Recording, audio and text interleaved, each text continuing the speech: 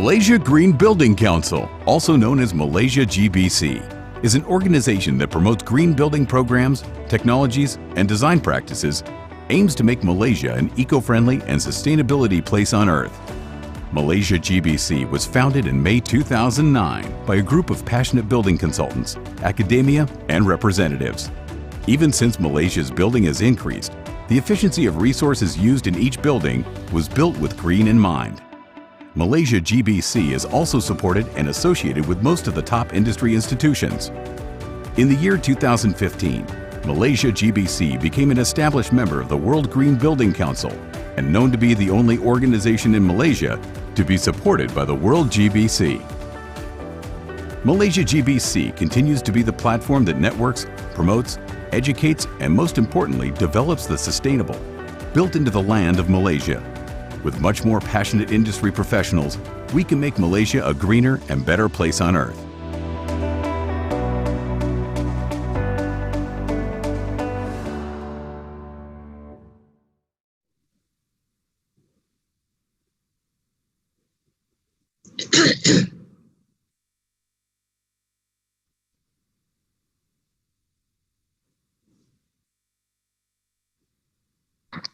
Dr. Selvi, you may start now.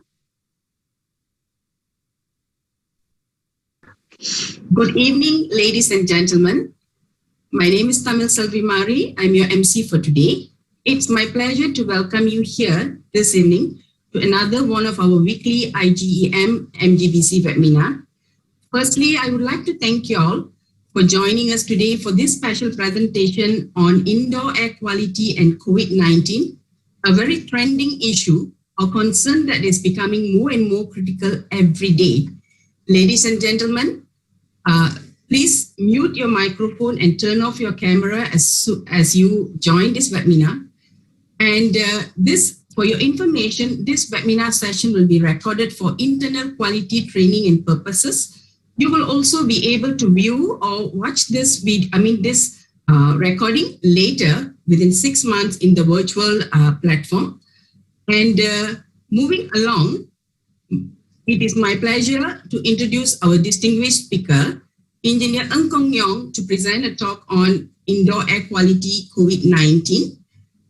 A brief bio on Engineer Ng Yong Kong, graduated from University of Malaya, Kuala Lumpur in 1985 with Bachelor's of Honours degree in Mechanical Engineering and a postgraduate degree in Masters in Business Administration from Hull, UK in 1997. Engineer Ng is a registered professional engineer with the Board of Engineers Malaysia. He has more than 36 years of experience in HVAC industry, having worked as a systems and application engineer in two foremost chiller manufacturers, air diffusion and a control company. Engineer Ng Yong Kong has also served as ASHRAE Director and Regional Chair in 1985 for Region 13. Engineer Ng Yong Kong, presently is a council member of Institution of Engineers Malaysia for 2019 to 2022. But last but not least, he has also been serving as MGBC council member from 2019 to 2023. The COVID-19 spread globally in the past months, causing hundreds of thousands of losses of lives. Many countries, including Malaysia, took lockdown policy to restrict human industry related to activities to slow down the virus spread. The implementation of stringent lockdown resulted in less traffic and industrial emissions. Thus, reduction of various ambient pollutants was observed. However, does this apply for indoor air quality, particularly in air-conditioned spaces? We will know the answer from today's talk. Engineer Ng Yong Kong will be sharing some interesting information on indoor environmental quality and the importance of good indoor air quality, ventilation, present technologies that inhabit and kills viruses, historical facts on H1N1, swine flu, SARS, X-ray, position documents on infectious aerosols, and guidance for residential buildings. And last but not least, the talk will also cover reopening guidance and practical informations that could assist mitigating the transmission of SARS-CoV-2 through HVAC systems for buildings with HVAC systems that has been shut down for some time. Ladies and gentlemen, without any further delay, allow me to present our distinguished speaker for today, Engineer Ng Yong Kong. Thank you. Engineer Ng Yong Kong, the screen is yours, sir. Thank you, Savi. Okay, you can see my slides, right? My first one, the webinar. Yes, can. Can, sir. You can see this one? Yeah, your screen just changed. Okay, first thing is, let me talk about indoor environmental quality, all right? Indoor environmental quality, it actually refers to the building environment in relation to the health and well-being of the occupants within the space. The parameters that normally consist of indoor environmental quality are indoor air quality and ventilation, thermal comfort, lighting and visual perception, acoustic or noise, and the latest is the ergonomics, all right? Now, a good indoor air quality or indoor environmental quality leads to more productive and healthier occupants in the building, all right? But usually in the buildings, the problem for IEQ is a poor indoor air quality or IEQ can lead to a lot of things like lost work time, lost use of the building, expensive building because of the mechanical repair, and probably you got sued also, and most important, bad publicity. And finally, I think owner, developer, and users should put indoor environmental quality right in the beginning in their design and development. Okay, in IEQ refers to the quality I mentioned that. It comes out again. Okay, what is next is for IEQ here now, my topics here today will be indoor air quality, which is a very important part of indoor environmental quality. Now, the definition of IAQ, you can read here, physical and chemical nature of the indoor air as delivered to the breathing zone. We refer to breathing zone as 0.1 to about 2 meter, the height, which of a building occupants, which produces a complete state of mental, physical, social well-being of the occupants, not just merely the absence of disease. Indoor air qualities refers to the air quality within and around the building and structures, especially as it relates to the health and comfort of the occupants. Understanding and controlling common pollutant indoors can reduce your risk of indoor health, and health effects from indoor air pollutants may be experienced soon after exposure, sometimes years, sometimes can be immediate almost. But most important in commercial buildings, insufficient of outdoor ventilation air is one of the most important parameters because you need air dilution, right? Now, in Malaysia, how many guidelines are there on IEQ? I can find one here. This is a guideline on indoor environmental quality developed by JKR for government office building in 2013. I was one of the working group member, and now I'm still in this committee now. They just invited me. So far, we have 6 meetings since June, and this coming Friday, tomorrow, we will have the 7th meeting on this guidance on indoor environmental quality. Now, they're going to take away government. They're going to use for office buildings, so it will encompass all buildings in Malaysia. That's the intention, all right? It's developed jointly by JKR, SIRI, Ministry of Health, and a few other agencies, all right? Now, just now I'm talking about indoor environmental quality. Now, what is important is you need to know what we usually use to call ICOP. ICOP stands for Industry Code of Practice on Indoor Air Quality. Previously, there was a 2005, now 2010, for now it's 2021. Again, I was in the committee and this is the parameter. I was in this committee now. We only have our first meeting, all right, for this, looking at revising of this IAQ, right? Come, let's talk about the main topics here. The three most recent coronavirus that have emerged since the last 20 years is number one, SARS, occurs in 2003. After that, we heard about the MERS, and the most recent one is the COVID-19 caused by the virus name of SARS-CoV. Let me say a little bit more. I'm going to borrow some slides from this gentleman. Then 2009, he did a lot of things on this H1N1 influenza. All right. A short list of this that can also apply to us. They're using, like WHO, they're using the data they can find in SARS to try to apply some, to look into how to deal with this coronavirus. Question asked is, how can people eject flu virus? What are the different forms of airborne virus? How far can this virus travel, and what about happening in HVAC system? What condition increase the airborne flu virus, which although I'm not going to talk much about that, and what systems are available to either we call it sterilize, capture, or deactivate this airborne virus? Now, this is experience from the SARS, the flu virus. Coughing, when you cough or you sneeze, you emit 3,000 plus of this flu virus, all right? And this, the other parameter, you can look at it. When you cough, easily it goes 1 to 5 feet. The droplet nuclei can go higher, okay? Maybe I put it in a picture, a coughing or sneezing. Here, you can see.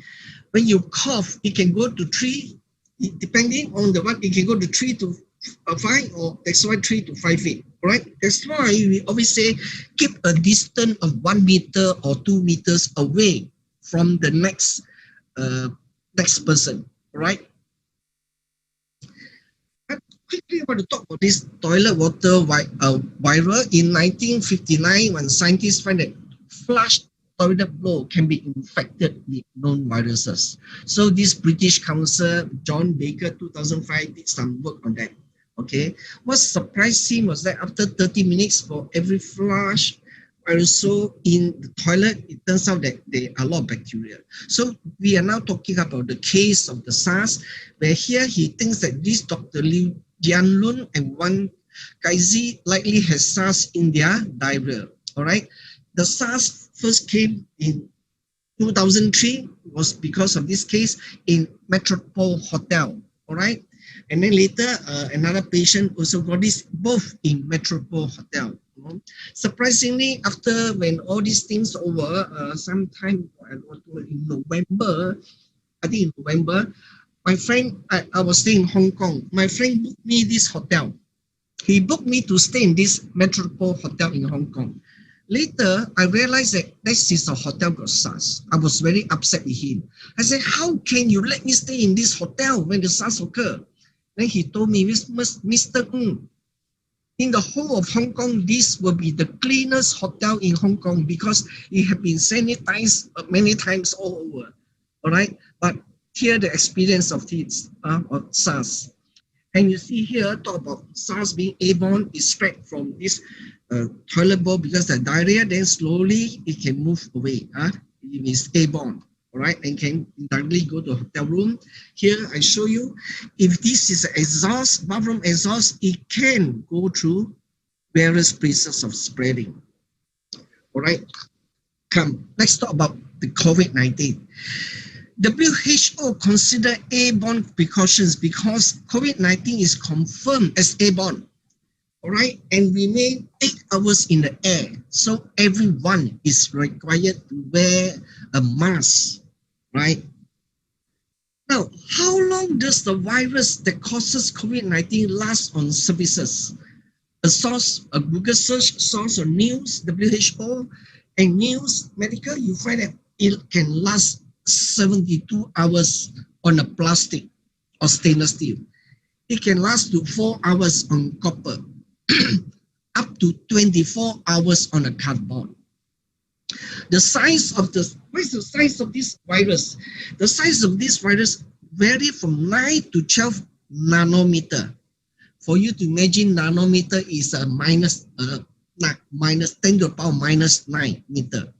Now, a respiratory droplets is typically 5 to 10 micrometers in length.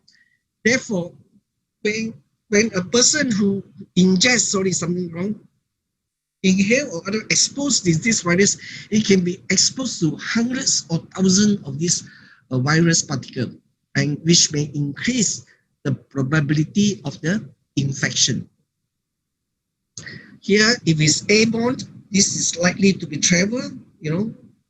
A person cough and then it goes through. It depends on the air conditioning circulation. All right. It can be, if it's airborne, you really have to be very careful. We all know it's airborne. That's why we say you got to wear a mask. It's very, very important to wear a mask.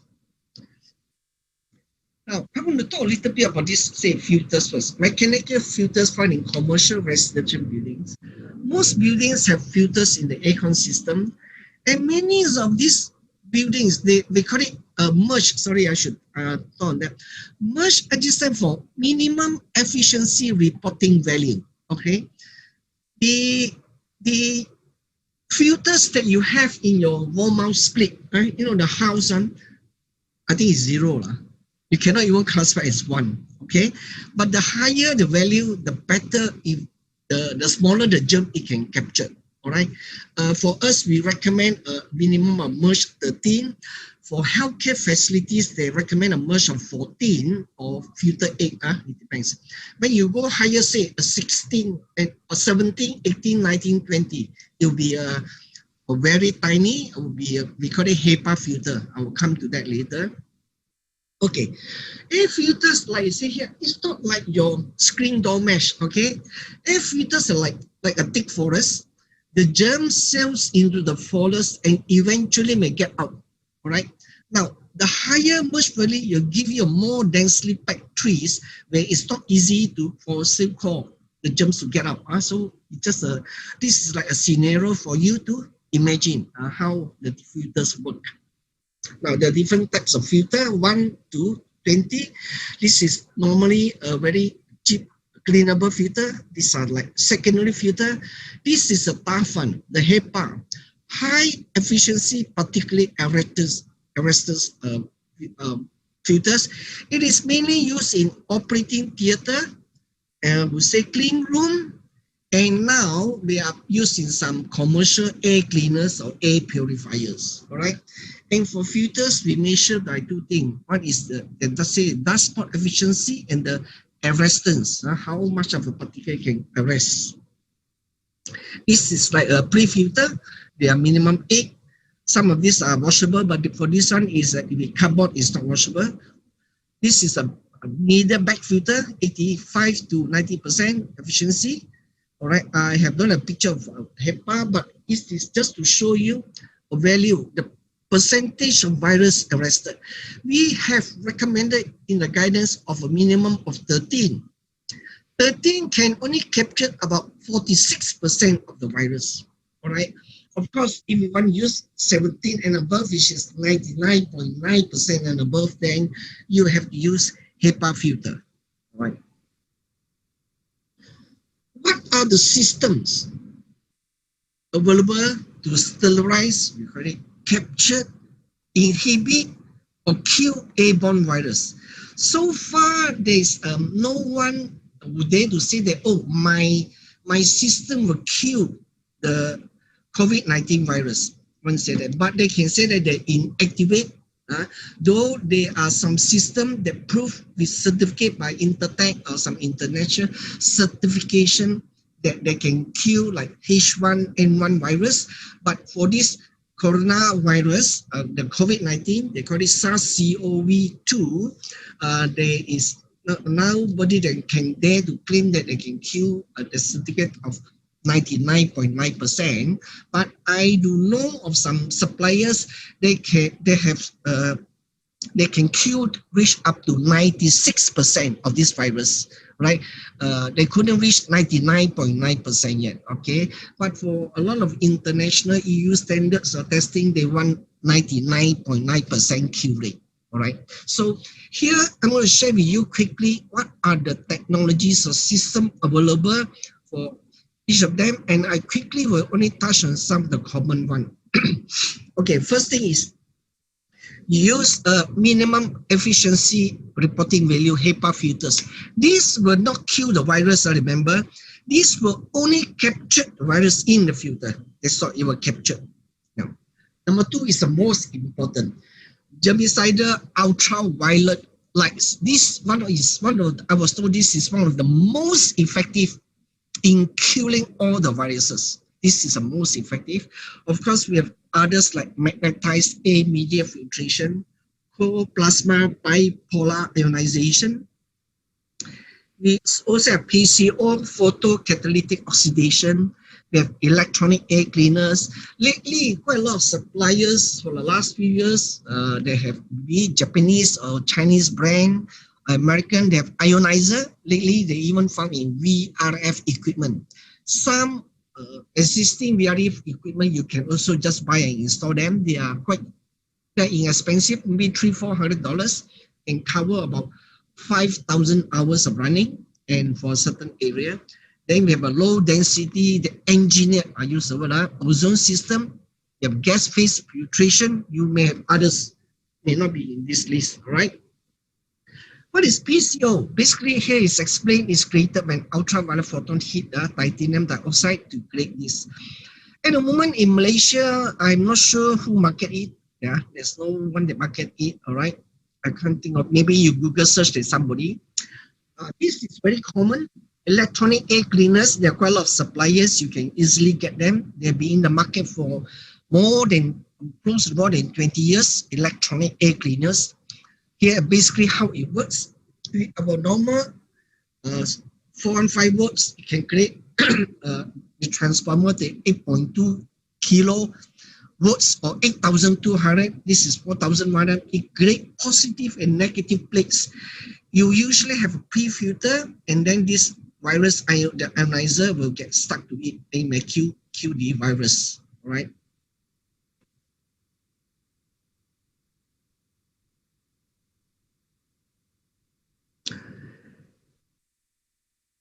Next slide.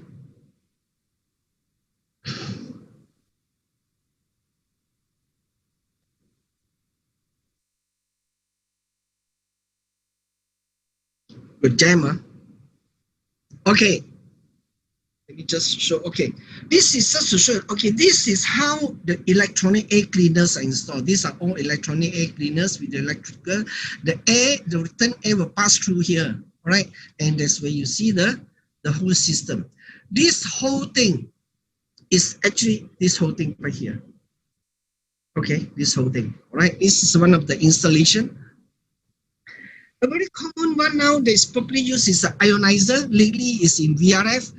All right, and they produce like positive and negative ion. This is what is it? With a small amount of ozone. All right, where these positive and negative ions they can work continuously for half an hour or different hours rate, and they can actually entirely deactivate these viruses. That can be used in all these cassette unit for VRF system. All right, there are several brands that are available for this, and of course they have different commercial names. It's up to you guys. All right, this is where they install it. What is bipolar ionization? It's not the bipolar, there's one medical sickness, right? There's a medical sickness they call bipolar, but what is this? A co-plasma bipolar ionization. Basically, it creates a positive and negative charged oxygen, all right? And the as a hydrosol. It basically consists of a glass tube inserted into a plastic base, okay? A glass tube inserted in a plastic base. Let me just show, this is how it looks like. a bipolar generator and the tubes. The air will pass through here, be it consists of virus or non-virus. It creates positive and negative ions again everywhere, and then this is how a bipolar goes to the corner, and they can kill the viruses around all this whole area. This was once upon in Malaysia. I don't think anybody installed. I have talked about this for quite a lot. One of my friends in Hong Kong, he installed this bipolar in the Shenzhen immigration. You know, the immigration when from Shenzhen, China, you want to come to Hong Kong, and the other way around. So this immigration office, they are where they are. One day there could be hundreds of thousands of people passing by, you know, and he installed in that. I was told even the last 1.5 years, the last 18 months, he had installed in quite a number of places in Hong Kong. This technology is actually invented by a Russian, and now he's based in Russia. Invented by a Russian based in America. All right. This is a typical bipolar plenum ionization. You have to do calculation on that. All right. What are the things that affect it? That what I'm telling you is just a basic. So sometimes you look at the contaminant specific, the velocity, the airflow, what the airborne particulars, and also the humidity, and whether you want a single pass. There are a lot of parameters. Now, I mentioned by far one of the most effective is ultraviolet light, right? Ultraviolet germicidal irradiation is out. You normally you have ultraviolet ABC, just like you got Dato ABC, isn't it? So ultraviolet C, referred to the C band, is about 254 point something nanometers. It is invisible. It is mostly filtered out of our sunlight when the sun coming through the earth. And this UVC light sterilize the germs, all right, is the most effective. It was artificially created in 1880 and later commercially used to kill waterborne virus and bacteria in France in 1909. In 1930, the Duke University surgeons were using this in the operating room for killing. So here I am talking about you need a combination of different systems to be effective. For example, you use HEPA filter on one side, and then use UV light, a combination of all these different systems that can kill a higher kill rate, right? Like ultraviolet sterilization, what are the parameters you look at? Like, for example, you could look at your temperature, your air temperature, and velocity of the air, how fast, the line of sight energy, reflecting premium, and also the humidity of air. Using this system, it's just like you say, I'm assuming there's a ring of fire. There's a ring of fire. You can just pass through a ring of fire, no problem, right? Just a ring of fire. Imagine there's a ring of fire, a round tube of 10 meters long, and they're all on fire. You have to cross the 10 meter of fire in one go. Sure, die standing, isn't it? You walk through 10 meters, the fire may burn you down. Or imagine then a ring of fire. So for ultraviolet germicidal irradiation, you also need some those calculation and contact time and what have you. All right. This is a sample of an ultraviolet radiation UVGI used in the facing the coil. They have to attack the drain pan as well as the cooling coil. I show you another picture here. Here you have to consider moving Q here. Sorry. You have to consider sometimes one tube may not enough. You may have one tube here and one tube here because you have to attack this drain pan because there are viruses and bacteria may grow, and you have to attack this also this whole part. Okay, and the air coming in, you have to do the calculation how many watts you're going to use a microwatt because you're going to make sure the air, the ultraviolet is effective enough to kill the viruses that pass through the air. Okay, so here are some of the things used. All right, now for or maybe I move on first. All right, here you see they use a combination of a HEPA filter. They use ultraviolet light and they use a PCO or bipolar ionization. Okay, just give me a minute because I got to pay for the parking. There's no choice. I got to just give me brief a minute.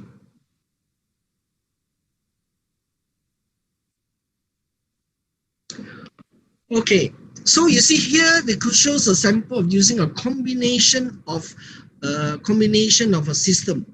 All right. All right. Before I move on, all right, all these systems, if you want to know the details, ASHRAE Malaysia chapter is organizing a 2 half-day seminar on the 18th and 19th of August, and we'll talk about the different type of systems and some of the guidance by ASHRAE. I'll talk about it later on further. But you need to know the technical aspect. There are people here in Malaysia going to talk about this type of various system on the 18th and 19th of August. Is confirmed. It's a half-day seminar. Half-day. We're going to make it a half-day. All right. When this breakout, ASHRAE came out has a building operation and ASHRAE guidance.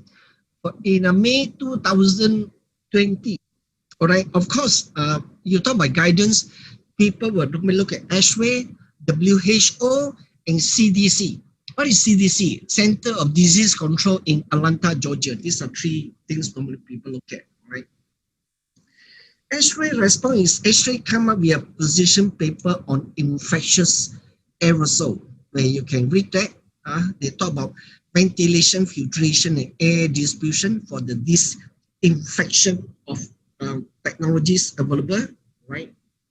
And as a minimum, they say designers of new and existing building can go beyond the minimum requirements as published in ASHRAE standards, right? I'll talk about that later. ASHRAE Academic Task Force under Professor Dr. Bill Banflat of University of Pennsylvania, they came up with a few guidance. The guidance for small temporary dining structure, guidance for reopening of buildings, which I'm going to talk on the 19th of August, guidance for residential building, guidance for reopening of school. You also need to. And they also talk about indoor air cleaners because a lot of a commercial company came out claiming that theirs is good and bad. So ASHRAE also came up with a guidance. A lot of, even now, a lot of people say their technology, which I mentioned earlier, which one is better. ASHRAE is doing some research paper on the effectiveness of each of these systems. It's ongoing, right? For example, why I say that this should be 2019, ventilation for acceptable indoor air quality, ASHRAE standard came up to about 8.5 liter per second per person. 8.5 liter per second per person. But because of this COVID-19, it has to be higher. WHO came out from 8.5. WHO recommended to be 10 liter per second per person. Right? This is one of the reasons. Right? But what we are trying to say, you must meet the minimum standard, the ASHRAE, or go beyond that. Right? This is another one for residential buildings. You need to go beyond what is recommended in ASHRAE. Of course, I mentioned earlier our local legislation. We have this DOSH, which I mentioned earlier, and the UBBL. The DOSH and UBBL is not enough. Even the ASHRAE standard is not enough. That's why we have to follow the latest guidelines, which I'm going to talk about shortly. I was part of this working group again. Maybe luckily or unluckily, I have to do NS. You know what is NS? I have to do national service about last 2 months ago. The Ministry of Health, Ministry of Human Resources, and Ministry of Health, under DOSH, they give us I think less than 2 weeks to come up with all these 4 guidance notes. Why? Because I think 2-3 months ago, Singapore came up with that. Next time, Malaysia, they want to come out with that. Okay, so we have this guidance on 4 areas. One is a public area. One is for IAQ for residential setting. One is for non-residential, and the 4th is for healthcare. You can find this in the YouTube. You can find this in Malaysia Kini.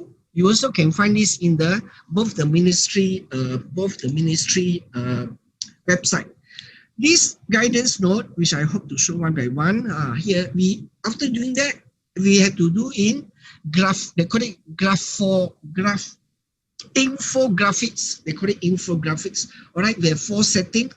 One is in a public area. The second one is for residential, for easy understanding. That's an infographic.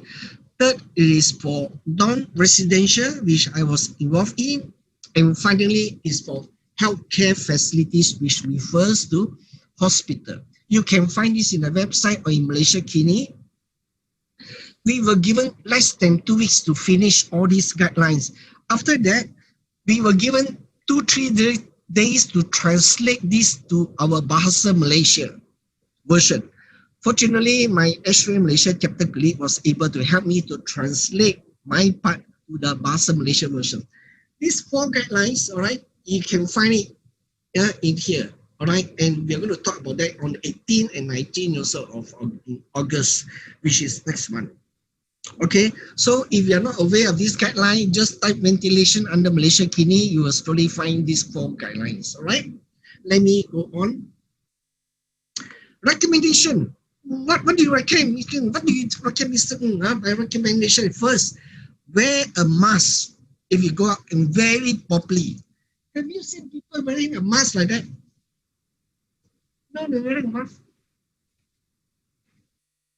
I've seen people wearing a mask. Can you see me? Some just they wear a mask like that with the nose exposing.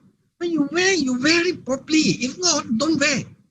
I've seen it in CNN, BBC, Al Jazeera, these people, you know, especially in the Western countries, how they wear the mask. That's why it's so high, all right? Keep a distance away from everyone, 1 to 2 meters, all right? Wash your hands frequently and sanitize common touch area. I may elaborate some of them one by one more. Coughing, sniffing occupants, please stay at home and wear a mask. If you're sick, please stay at home. All right. I just heard about my chicken rice store or char kway teow store. They closed for 1 week nearby my area. The owner closed not because they got COVID-19. They closed because the patient, the COVID-19 patient, the people, the customer, they got COVID-19 and come up to tapao. Chicken rice, tapao char kway teow, all this sort of thing. The owner better close it. I don't do the business for 1 week. The people sometimes like that, all right? But there are also cases whereby they are infected and spread to others, unfortunately. If at home, open all doors and windows, especially in the morning,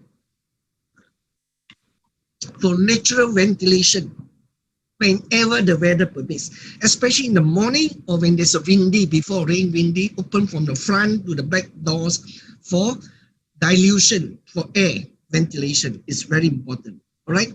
Increase fresh air ventilation. I mentioned open doors, window. We in technical jargon we use the word dilution of air. Maintain relative humidity inside around the area between 50 to 65. This is easily done using the aircon or normal aircon. Get the highest RME rated filter if your filter rack or your air handling units this is for commercial building. You cannot just say I want to install a merge, say 17 or 18. Why? Because your existing aircon, the fan motor may not be strong enough to deliver the air. If you use a high rated filter, then no point, because you may even burn the motor. So you must look at the fan curve. These are more on our technical side. Put as much UV light within your coil plenum to achieve a 99.9% Q rate. It's simple to say.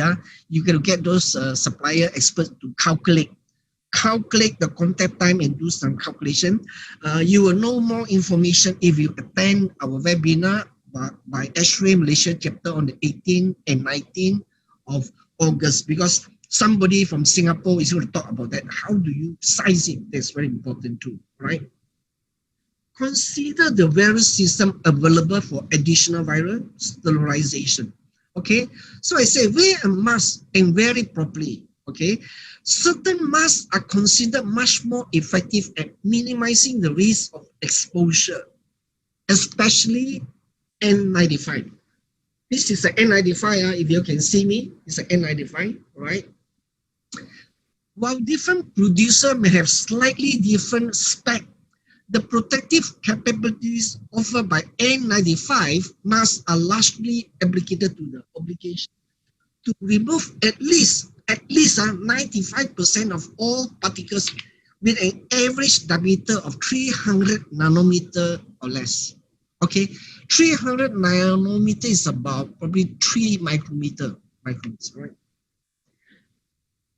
I'm choosing something. Wash your hand frequently and sanitize common area. Why do I say that? Right here, I borrowed something from a source on the pumping. Say virus is surfactant. Within 30 seconds of washing it, the virus may fall or break and broken. So wash your hand often and sanitize it. Right? This is the 3C. It's not from me. This 3C I borrowed from WHO. He said, avoid the 3C. Avoid closed indoor venue with poor ventilation. Remember your office area, basically. Avoid crowded places where many people gather, right? Inside or outside also. Avoid close contact conversation. These are the 3C, right? If possible, like I say, open your windows for ventilation, right, in the morning. And then I know, of course, at night you want to close it for you to sleep comfortably with air conditioning. All right, I'm aware of that. All right. This is another one. Open the window. All right, but when I say that get outdoor fresh air, you have to be careful. Look at this. This is outdoor fresh air, but I would say outdoor not so fresh air lah, not so fresh lah. Okay. Okay. Just hold on something. Okay.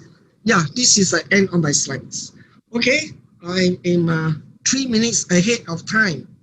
All right. Are there any questions? Thank you, Engineer Ng Yong Kong, for an engaging, awesome presentation. There is a question here from, hold on, I'm going to click the questions now. All right, I think it's clicked already. There's a question from a speaker audience. The question isn't ozone toxic? Very, very, very good question. Ozone toxic. Okay, why wait. I saw the question. Is ozone toxic? Okay, I have mentioned yes and no. Okay, my question is like that. Anything in excess can be toxic. For example, do you know that too much oxygen can be bad? Too much carbon monoxide can kill. Too much carbon dioxide is also no good. All right. Ozone, we need the ozone layer. There's an ozone layer. All right. They are in the IAQ. There is a specifically they call for maximum about 50 parts per million maximum allowable for ozone. Whether you like it or not, but certain things that you do, there are ozone. All right. They are something like, say, when your photostat machine, your copier. There was once I was playing golf, a lightning strike a tree. And then the ozone come, you can smell ozone. In small amount, ozone is toxic. Okay, in small amount, in fact, a lot of this ionizer, air cleaner, some all those things that you see, there is a very small amount of ozone between 10 to 15 or 10 to 20 parts per million of ozone. And with this small amount of ozone, it can kill the viruses. But there is an allowable limit. They call it allowable limit. 50 and above, they say it's not so safe. All right. Now, in city like New York City, Chicago, our cars, all this, they cars may emit this ozone. Some may think that it's toxic. It depends how you look at it. My answer to you is yes and no. No, if it is a small amount of thing, it is useful. It can kill the virus. Yes, if it's a high amount of ozone, it's harmful to the health. Just like say carbon dioxide. Is carbon dioxide toxic? Now, whether you like it or not, we breathe in oxygen, we breathe out carbon dioxide. The allowable limits of carbon dioxide is 1,000 parts per million in Malaysia. Now, there are some countries, they put 2,000 parts per million. When you reach 5,000 parts per million, is it toxic? No. What happens in 5,000 parts per million? You are feeling very sleepy. All right? There are cases where chillers using carbon dioxide refrigerant. The workers were squatting down in carbon dioxide used for ice skating. They're squatting down, they're working, and there was a leak. Carbon dioxide slowly leaked and go down. And these two workers felt sleepy because of the carbon dioxide, felt sleepy. Then after that, they lie down and they died. They died, it's not because carbon dioxide was toxic, because they died of asphyxiation. They died of lack of oxygen. All right, because of they don't have oxygen, they breathe in carbon dioxide, they die. Now, carbon monoxide. Carbon monoxide allowable limit is 10 parts per million. You try breathing out carbon dioxide, if you reach a little bit more, carbon monoxide can kill. Just like, of course, you put the exhaust. All right, you heard about, you watch movies, Hollywood or Japanese or Korean movie, the exhaust, they go back to the car and it just keep on running the engine and keep on breathing the carbon monoxide. And carbon monoxide actually is toxic. Carbon monoxide is toxic. That's why the allowable limit is only about 9 or 10 parts per million compared with carbon dioxide, which is 1,000 parts per million. Okay? I hope I answered your question. I see there's a question number 2, right?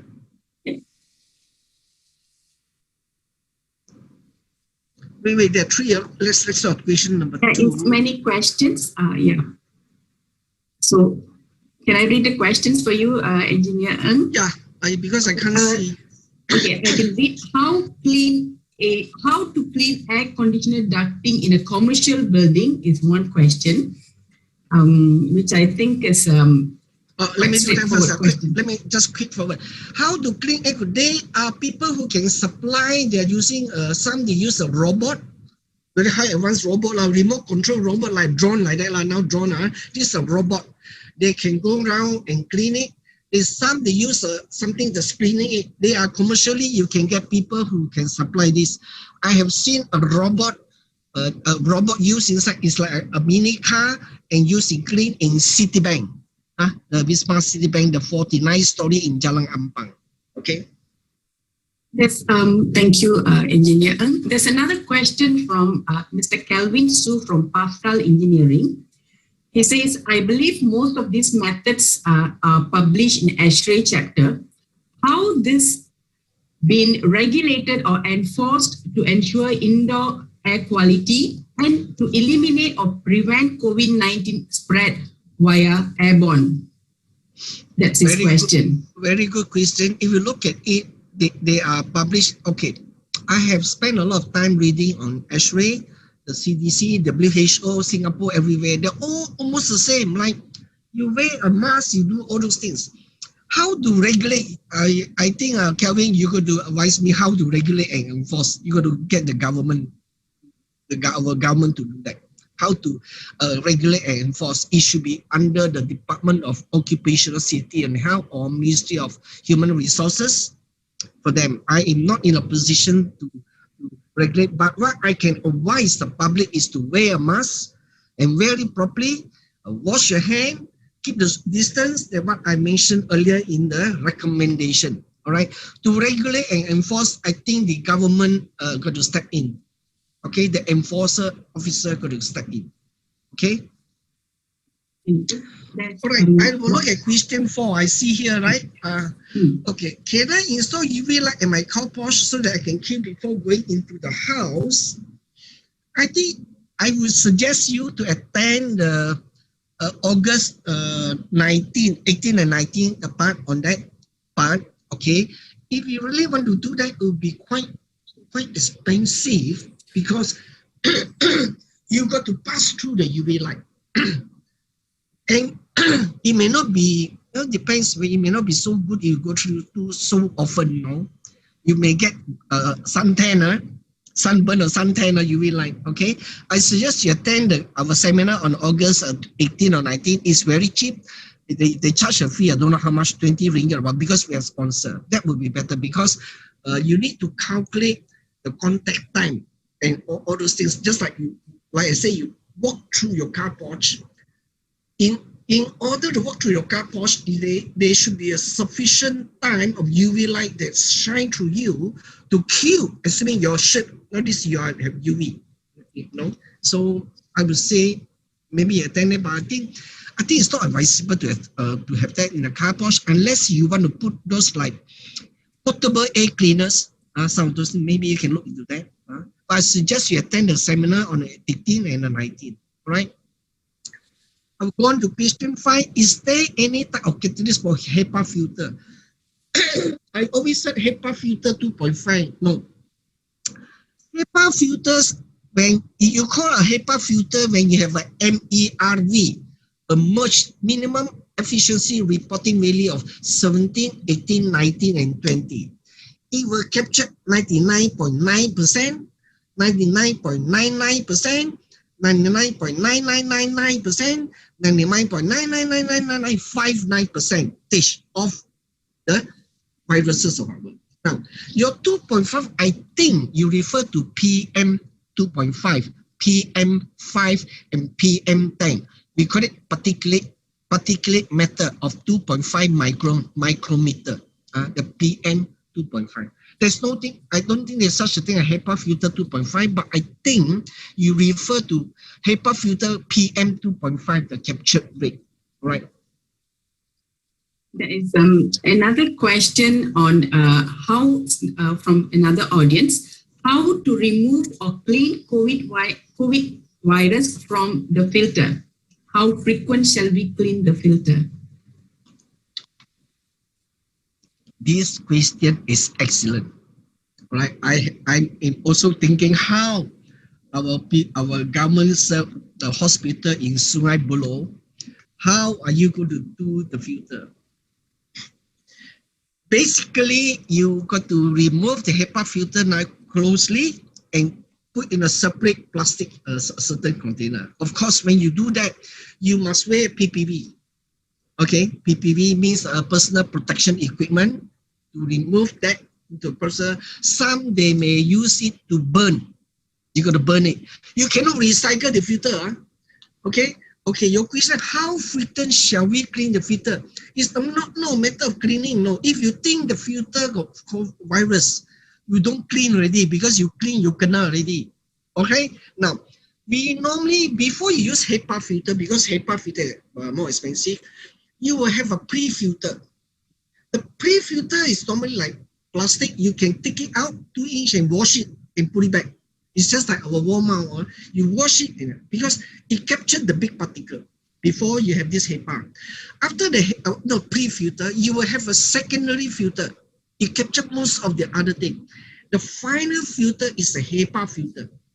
They can capture a lot of things like virus or these things. Now, how frequent do you clean the filter? Very hard to answer you, partly because I would say, how clean is your air?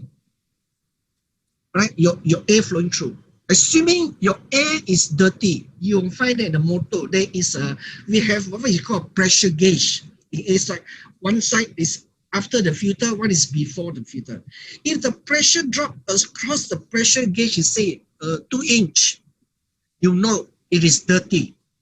If the pressure drop is say normally a clean one maybe just say 1 inch. If it increase to 3 inch, you know it's dirty. You got to remove all these things, and probably because if you're afraid of the virus, the HEPA filter, you've got to be destroyed or burned. You cannot recycle. All right. Next question, Engineer Ng. In DOSH guideline, it only stated bacteria and fungal count. How about count for viruses?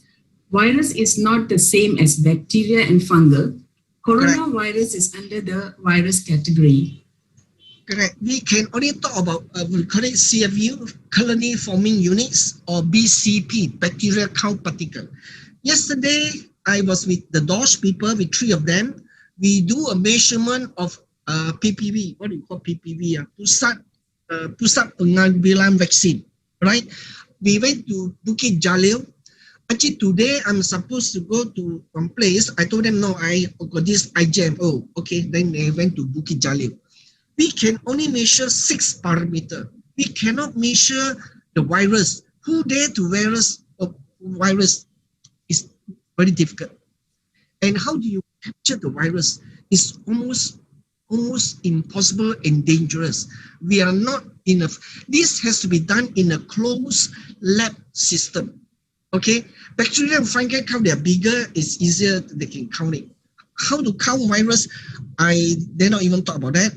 I have to be honest, I'm not even an expert in that, because viruses can, you cannot just capture the virus, right now. It's dangerous, and you don't know how they're all done under I would say a closed environment. Okay, so I cannot answer you this question. Coronavirus is under category of virus. You cannot measure and count how many viruses. All right. There's another question which is very interesting. It's about filter, but it's on human beings. So coronavirus is about 50 to 140 nanometers, or nm. But the N95 mask has smaller pore size than this. If not, how can it be effective against COVID-19 virus? Thank you. You don't have much choice. You're saying that, does this mean that the virus can go through the mask, right? Is that what you're saying, right? Yeah, it looks like that, yeah. So coronavirus is about 50 to 140 nm or nanometers, but the N95 mask has smaller pore size than this. It's a question. No, if the mask is smaller pore size, then it will capture in the mask. Yeah, it should be. Yeah. It will capture in the mask, right? It's just asking, I think it's just like, I think reconfirming his answer perhaps. Okay. I look at one thing in the Manaya, I just have a quick one. The Manaya, some countries promote the use of carbon dioxide sensor as a positive verification of IAQ by providing incentive. Oh, do we have such a plan in Malaysia? Oh my, I wouldn't know. You have to ask the government. I don't think so. Okay. Oh yeah, right. There's some Taiwan they have. In Taiwan, I know about that. In Taiwan, they have all the officers in Taiwan. There is a temperature, a carbon dioxide level, and RH level. I have one of these used in Taiwan in my office actually. Number 9, right? But in Malaysia, I'm not in a position to comment. I'm not from the government service, right? Oh, question 12. How do you register the upcoming? You go to X-Ray Malaysia chapter, or if not, you can text to me. Thank you. We are finalizing the 18 and 19. Okay, maybe let me quickly just touch question number 10. Usually, if you're talking about even the virus is small, the virus is not just one virus, no. The virus could be in a droplet. It's the droplets of air that comes to us. So in this droplet of air, like I mentioned earlier, there can be a few hundred viruses. And because of this droplet, it can be captured in the mass. That's all. If you're just talking about one virus, yeah, it may be smaller and go through us. Usually it's not a matter of one virus.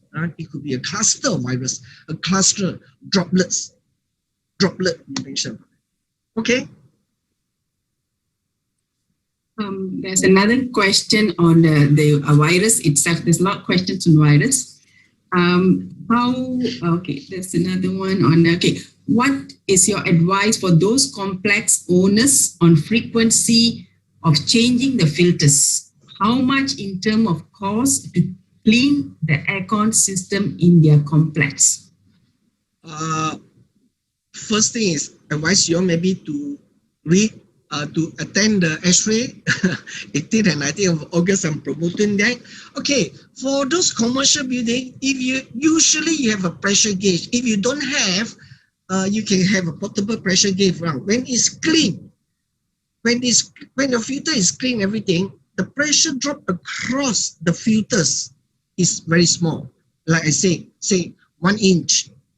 When the filters are very dirty with dust, the pressure drop will be high, maybe 2 inch. What happens then? You'll find that your AHU, the air sucking out, will be blown in, the AHU may, the motor go to work harder.